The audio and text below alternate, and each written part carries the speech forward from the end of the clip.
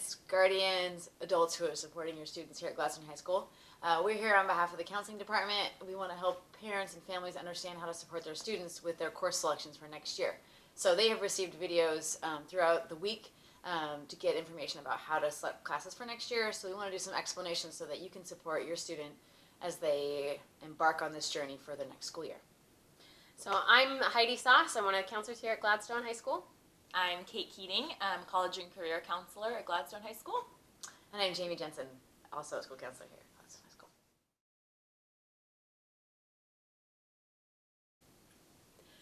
Hello, I'm Heidi Sauce, once again, one of the counselors here at Gladstone High School. So we're going to start today just by talking about kind of some of the big picture items. What is forecasting?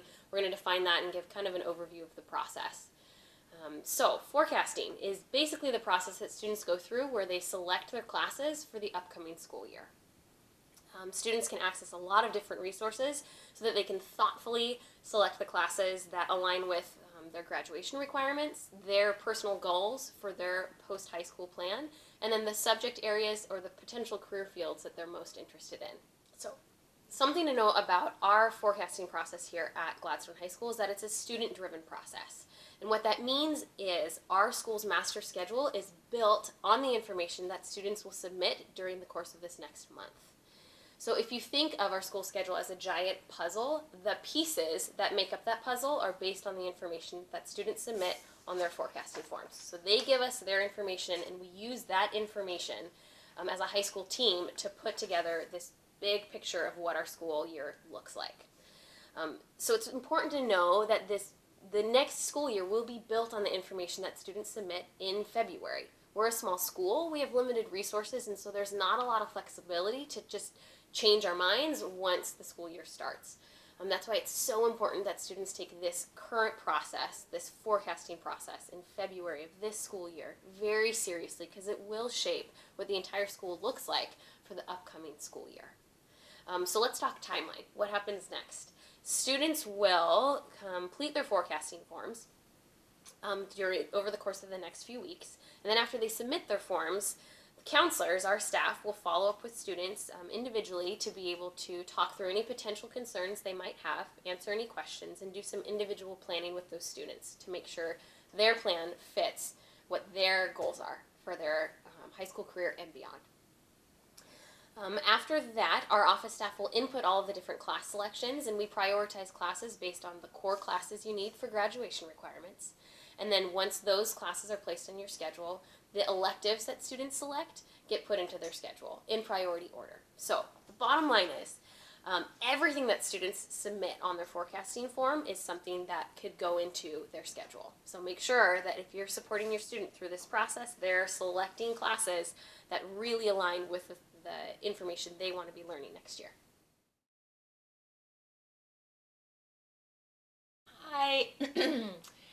I am going to talk a little bit about some of the materials that your students are going to receive and sort of the timeline of the process. So students have already seen short videos in classes and kind of in preparation for forecasting week, and then on the Monday and Tuesday of forecasting week, so that is February 10th and 11th, students are going to receive their forecasting sheets, which look like this, in addition to their transcript, which looks like this. And the two documents are stapled together, and we really want to keep them stapled so that we can keep everything organized and together. So these are really important. Last week on Friday, or I guess it depends on when you're watching this video, but your student also already received the curriculum handbook, and this is where all of your questions about the forecasting process can be answered. So it has descriptions of the courses that we offer, it has a description of the forecasting process, it has university entrance requirements, it has honors diploma requirements, so tons of helpful information in this handbook. This handbook is also available on our website, so if you aren't able to locate a hard copy of this, you can go to the website and get questions answered there. So just real quickly, this is what the forecasting paper looks like, and we're going to need a parent signature on this, and so that's on the back side, and so it would be great if you could have a conversation. I know you heard from Ms. Sauce and Ms. Jensen about this already, but a conversation with your student about the courses that they selected and sort of why they selected those courses, and just making sure that those are good choices for your student. And then a parent signature on the back. And then the transcript, you might want to take a couple minutes to take a look at your student's transcript. This is sort of a snapshot of their history at in high school so far. It has past grades kind of in the middle. It has graduation requirements that they've completed and that they still need to complete here. Down at the bottom, it has their GPA and their class rank. So lots of really helpful information on this transcript. It's definitely worth taking a glance at. You can also always access this information on either student view or parent view. So it's not, this hard copy is not your only chance to get to see this information. It's always available to you on parent view. So your students will receive their forecasting sheet on Monday and Tuesday, and then they'll have till that Friday, so about between 4 and 5 days, to complete their selection. They should talk to, I know you already heard this, but they should talk to teachers about teacher recommendations, and with you as their parent or guardian about what you recommend for them. And then the signed forecasting sheets are going to get turned on Friday. Let me see if there's anything else that I need to touch upon.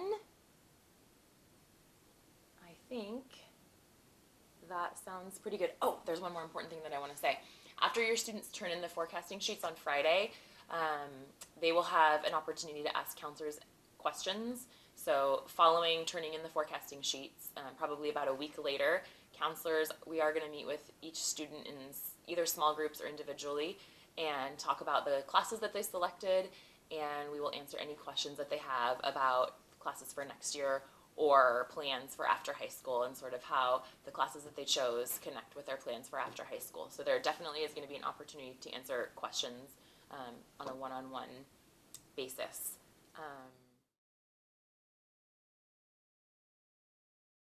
All right, so to answer some frequently asked questions that parents may have about forecasting, we want to make sure that everybody has the same information, and that we can maybe clarify some things you might have questions about. One resource we also want to mention that you can access is students can inquire with any staff member. So if they have a question about the English level they should be at or the math class, they can ask their current teacher. They can ask a teacher they've previously had, a previous term or previous year, to see their understanding of their skill level. They can also ask teachers that are currently teaching a class they have interest in. So if there's a specific section they have interest, I don't know what that class would entail. Not only can you go into the classroom and see some of the materials and some of the projects they're doing, but you could also ask the teacher, do you feel like this is a level that would be appropriate for my skill level? And that's another way to get some feedback in addition to your concerns and any other interests the students may have.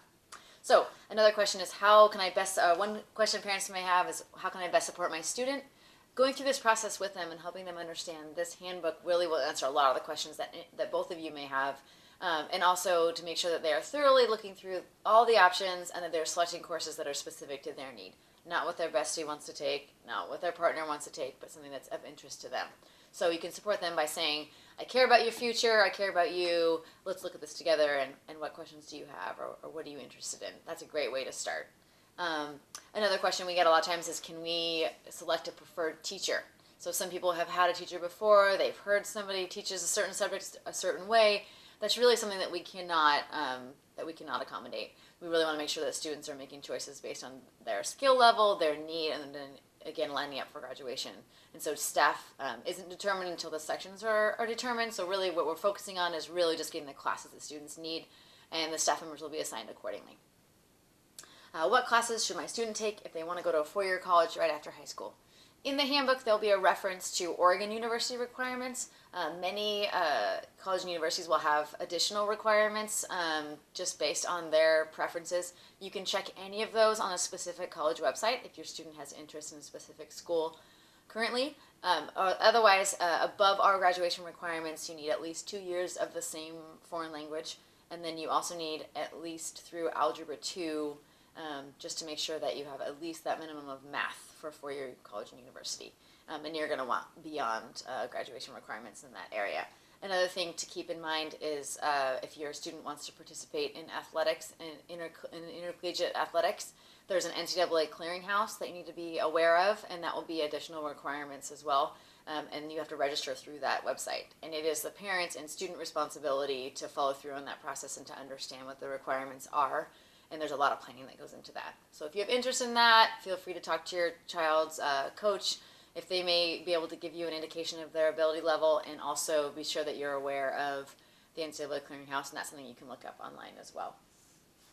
Okay, once schedules are created, we often get a lot of questions about why can't I change my schedule? Can I change my schedule? Or what if at the end of the day I have a core class, but I'm in a sport or an activity where I may miss some of that course? So again, we really need to go back to, if you are participating in those types of activities, you are a student first. You are a student athlete, or you are a student involved in clubs or drama or music. Really, your primary role is to be a student, and what we're doing with scheduling is building classes to your specific needs, so that's going to be the priority. And again, in a school our size, we may only offer one section of multiple types of courses, so we aren't able to move things. It's not easy to move things, and it's not a matter.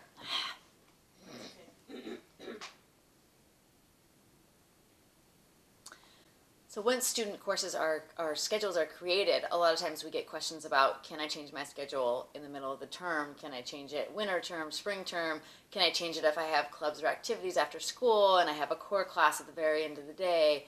The answer is no, we're not able to accommodate those requests. Again, we're a small school. A lot of sections of our courses are only offered one time or two different times. In order to fit all of your course requirements in, there's a certain placement that fits, and it also balances our class sizes, so we are not able to accommodate specific requests like that due to the nature of our school and the number of sections that we offer. What we can do absolutely is talk about how to be organized, how to plan. You can help your student with that as well, but no, that's not something that we are able to accommodate. When we do have students that request schedule changes, the three things that we can consider are if a student didn't have a section of a class that fit in and they don't have a course scheduled. That sometimes happens when classes bump up against each other and we don't have enough alternates. There will be an open section which we will follow up with students and find a class that best fits. So that would be a reason why if a student didn't have, for example, a third period when school starts within their schedule, we would help them fill that schedule. So that would be a course request we could accommodate. The second one would be if they have failed the course or have a misplacement and it's something they need to be at the proper level. Then we were able to accommodate that, and it may require shifting most of their schedule around to accommodate that. And then the third reason would be mostly applicable to seniors, but if you have a course that didn't get into your schedule that you need for graduation, for example, if a student doesn't pass a requirement that senior year, we may need to reschedule a class so that they are able to be in good standing for graduation and graduate with 26 credits. So occasionally that does happen as well. But again, with a school our size and with 750 students, and two of our counselors accommodating all the schedules for students, that's not something that we can do case by case and change every student's schedule throughout the school year. So really want to make sure that everybody's on the same page, planning intentionally this spring so that we can get things in place and give our students the classes that they both need and want. So thanks so much for your help in this process.